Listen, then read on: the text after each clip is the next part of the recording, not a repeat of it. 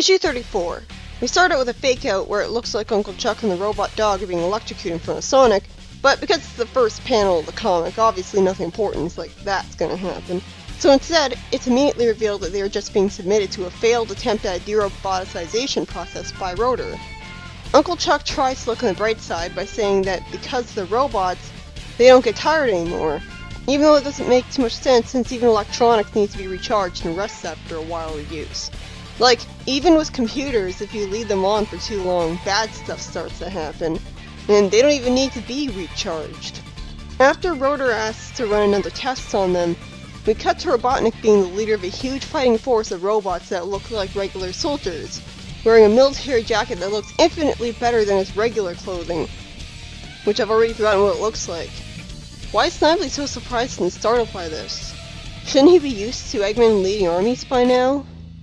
The problem for the Freedom Fighters is that according to Eggman, these particular robots are invincible. So how are they going to save the day from a surprise attack of invincible super soldiers? Oh great, Dulcie the Dragon, that's how. I thought she wouldn't return for a really long time, and yet here she comes, overhearing the conversation conveniently and dropping in out of complete nowhere. It makes sense that she'd be able to do this, since she can fly, but she shows up so rarely that every time she does show up, it feels like a Deus Ex Machina. I guess the writers couldn't think of any less cheap solution. But for some reason she forgets the invincible part, the vital part that is necessary for the Freedom Fighters. Is this supposed to be funny? She wasn't this incompetent earlier. I guess they realized they didn't give her any flaws or any personality beforehand and are overcompensating by making her a total dolt. You'd think invincible soldiers would be easy to remember, but no. She remembers them as invisible instead. Although that's not really too bad. At least she got to warn them about the army part. That's the important thing, I guess. Uncle Chuck volunteers to go on the mission to destroy the army because he knows his way around Robotnik's headquarters, and Sonic thankfully decides to go with him as a super speedy bodyguard. I like how when putting in Robotnik's access code, Uncle Chuck comments that it's odd that he hasn't changed his code since he had escaped. And nothing ever comes of this in this particular issue. It's not like he puts in codes and they turn out to be the wrong ones or lead to a trap. So it's good that they lampshade this, I guess, but nothing really comes of it. Sonic goes to run, and after Chuck reminds him that he's carrying explosives, which he never gets to use, we see Snively and Eggman have very conveniently managed to be at the head of a security monitor, showing footage of Chuck at exactly the right time for them to spot them there. What if they were going out for lunch or something? This is a problem with villains having plot convenience monitors. I can easily buy that they put security cameras everywhere, but it's still up to luck whether the villains are actually going to be there to watch the footage at exactly the right time, which they always are, somehow. Well, I guess all the times when they aren't there aren't interesting enough scenarios to have a story written around them. But still, somehow, Eggman regains control of Uncle Chuck just by shooting him with an energy. Oh, and Mutzy too. I really like Sonic's line here, that's worth a chuckle. But here's the biggest plot hole of this whole story. Why did Robotnik not roboticize Sonic? He had him. That was a perfect chance.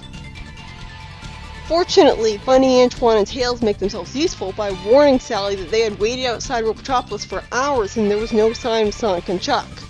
Why are they all dressed like that?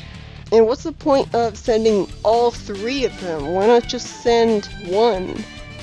Well, I guess there's gotta be someone to warn the others if one of them gets captured while waiting, so at least two would make sense, but why all three of them? Sally then looks through binoculars and sees Robotnik's army showing up, with Sonic tied to the front of Eggman's tank, I guess as a hostage to make them hold back against fighting the tank. Why would Antoine say he wouldn't dare destroy the forest? That was stupid, of course he would. And again, this raises the question of why he hasn't destroyed the entire forest a long time ago. However, the day is saved when for some reason the army marches themselves off a cliff, and Sonic somehow got himself free from clearly being tied to the tank by all four limbs and got himself into the tank. This better have a good explanation because this really feels like a Deus Ex Machina. Chuck flies up to Eggman with a plane and brings him and Snively away from Sonic, and Sonic reveals that Chuck's plan worked like a charm. I'd like to point out that At this point, when I was reading the comic, before Sonic said this, I started to suspect that maybe Uncle Chuck had been immune to the energy Eggman supposedly enslaved him with, and was faking being under his control, allowing him to reprogram the army and free Sonic while Eggman's back was turned. And it turns out I was correct. And they actually gave an explanation, too, which I was impressed by.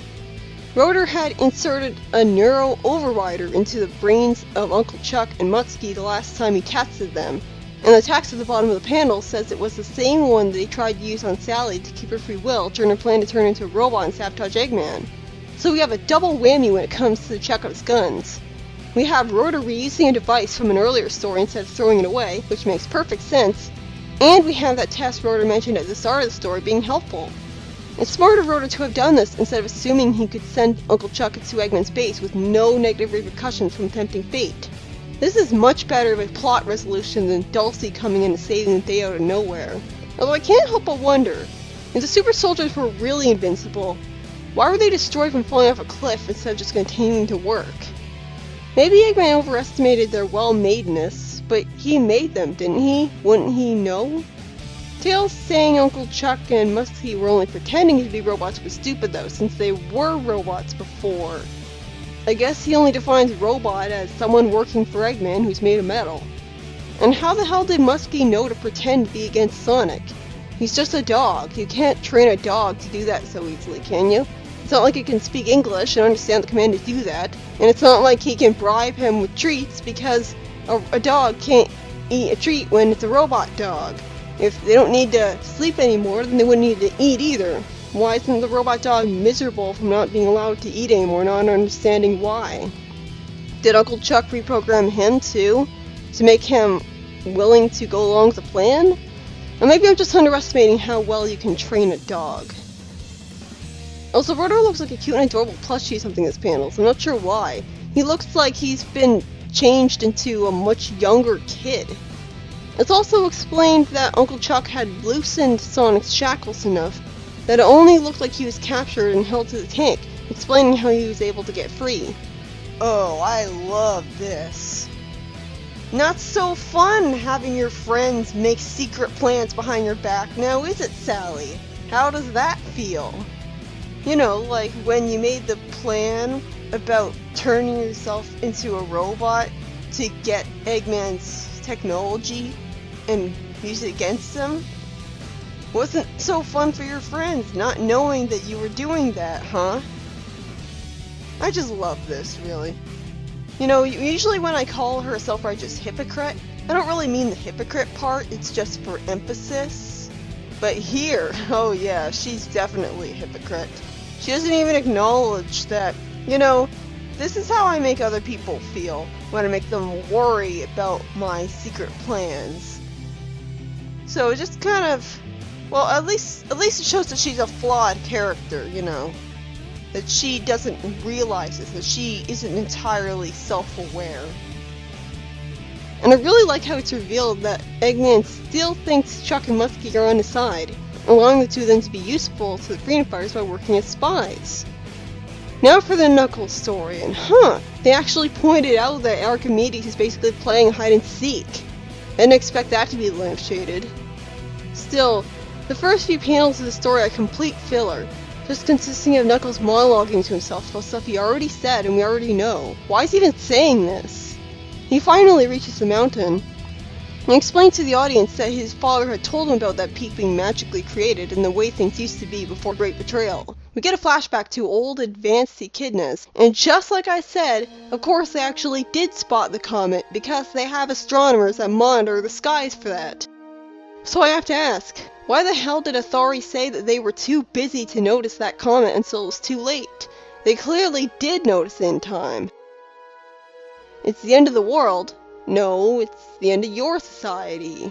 Did they really only view their society as part of the world?